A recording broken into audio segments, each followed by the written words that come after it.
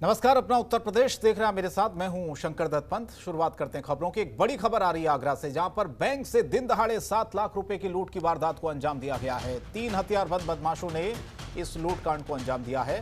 Bike पर सवार थे सभी बदमाश और फायरिंग करते हुए इन्होंने वहां दहशत फैला दी। तीनों बदमाश एक ही बाइक पर सवार थे।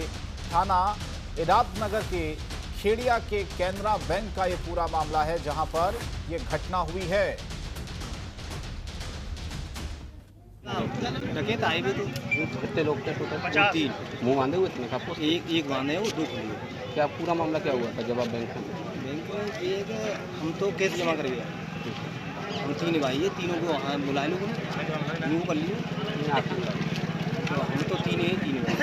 ठीक है, क्या मामला क्या हुआ था? कितने लोग थे, कैसे क्या हुआ पूरा घटना? वो हमारे पास तो घुस गए हैं, घुस के मैंने तमंचा दिखा दिया है, तमंचा दिखा के माने कि इसी में लोग गया सब तुरंत फेड़ कर फायर भी किया। लगभग कैश जब बैंक कर्मियों जो कैश जो लूट हुई है अभी, लगभग कितना कैश होना अंदाजा है आपको? कुछ 5 और 1.5 किलो को हमारे हैं, 6.5 तो हमारे हैं। उन्होंने फायर भी किया हुआ था? हाँ, कोई गोली लगी या किसी को ऐसी कोई घटना घटना तो कपिल अग्रवाल आगरा से हमारे संवाददाता इस खबर पर जुड़े फोन लाइन पर। कपिल, ये सीधे सीधे पुलिस प्रशासन को एक तरह से चुनौती है बदमाशों की।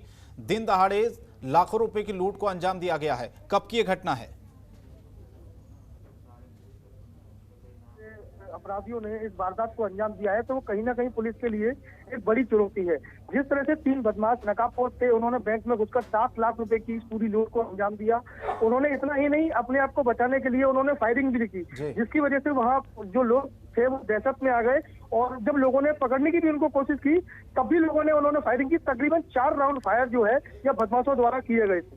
जी शंकर, कितने ये लोग थे और अभी तक पुलिस ने क्या कार्रवाई इस पूरे मामले पर की है? चश्मदीद से जब हमारी बात हुई तो चश्मदीद ने बताया कि 3 लोग एक मोटरसाइकिल पर सवार होकर आए थे और इस पूरी घटना को अंजाम देकर वो वहां से फरार हो गए। साथ में एक बात और जो चश्मदीद ने बताई, वो ये बताया कि एक व्यक्ति जो बैंक में जो कैश जमा करा रहा था, उसने 6 लाख रुपए एक साथ जमा कराए और 6 लाख रुपए जमा कराने के साथ ही इस पूरी घटना को अंजाम दिया गया। तो जब ये घटना हुई कपिल, उस समय बाकी लोग कहाँ थे? बैंक के कर्मचारी, गार्ड्स वगैरह कोई थे वहां पर जब ये घटना हुई? किसी ने अपराधियों को देखा, बदमाशों को देखा? सारे लोग उस समय मौजूद थे, क्योंकि बदमाश हथियारबंद थे और सभी लोगों को अपनी जान की परवाह थी, इसलिए किसी ने भी उनको रोकने की कोशिश नहीं की। क्योंकि उन्होंने आने के साथ ही जिस तरह से फायर किया, जो पहला जो फायर किया वो सीधा गिलास में लगा, जो गिलास टूट गया, तो वहाँ जो लोग मौजूद थे वो पूरी तरह से दहशत में आ गए। और जैसे ही पुलिस को इस पूरे घटना की जानकारी हुई, तत्काल जो है मौके पर एसपी सिटी और एसएसपी जो है वो मौके पर पहुंच गए और बदमाशों की धरपकड़ के लिए अब जो है दबिशें भी दी जा रही है और जानकारी भी की जा रही है। जी चले, धन्यवाद कपिल इस तमाम जानकारी के लिए। हालांकि सारी चीजें सामने हैं, सब लोगों ने बदमाशों को देखा। हालांकि सीसीटीवी फुटेज भी पुलिस के पास होगी, लेकिन उसके बावजूद भी इन्हें गिरफ्तार करने में इतनी देरी आखिर क्यों हो रही है? कासगंज में एक बार फिर से दलित किशोरी से हैवानियत का एक मामला सामने आया, जहां पर पहले तो गांव के ही 3 युवक किशोरी को बहला फुसलाकर अपने साथ ले गए और फिर गैंगरेप की वारदात को अंजाम दिया। इतना ही नहीं, दुष्कर्मी किशोरी को गांव के पास छोड़कर वो फरार हो गए। इसी मामले में इलाका पुलिस ने एसपी के आदेश पर 3 दिन बाद अभियोग दर्ज किया है और किशोरी को चिकित्सीय परीक्षण के लिए भेजा है। दरअसल ये पूरा मामला सुनगढ़ी थाना क्षेत्र का है। इस घटना से वाल्मीकि समाज में खासा गुस्सा है।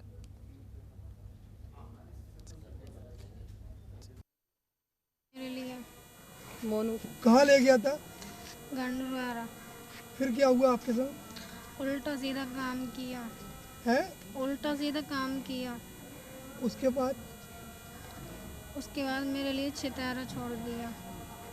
उसके संग और भी लोग थे? हाँ, 2 लोगों को। तुम जानती हो उन लोगों को? हाँ। क्या नाम है उनके? मोनू और राजेश। कौन सी तारीख की घटना थी ये? 11 तारीख।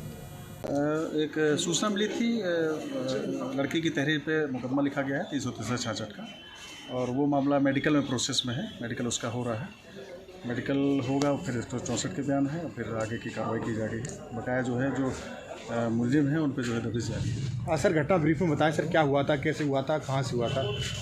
अब लड़की की तहरीर के आधार पर है कि उसको 2 लड़के ले गए और एक के यहाँ रुके और फिर जो है वो लड़की आ गई परसों, और फिर उन्होंने इसी टाइप का मुकदमा लिखा है। सर परिजनों को आरोप कहीं बम बम पड़ी मिली थी। अब ये उसके बयानों पे अभी ऐसा तो बयान उसने नहीं दिया है, उसने तो सिंपल तहरीर दी है जिसमें 363-66 का मुकदमा लिखा है। सर परिजन लगातार कह रहे हैं और जो किशोरी वो भी कह रही है कि उसके साथ बलात्कार की घटना को अंजाम दिया गया। अभी किशोरी ने ना तो 161 में बयान में कहा है और ना ही अपनी तहरीर में कहा है। अभी उसका मेडिकल हो रहा है और 164 उसमें क्लियर हो जाएगा जो भी। खबरों के निष्पक्ष विश्लेषण के लिए सब्सक्राइब करें जनतंत्र TV and press the bell icon. Never miss any update.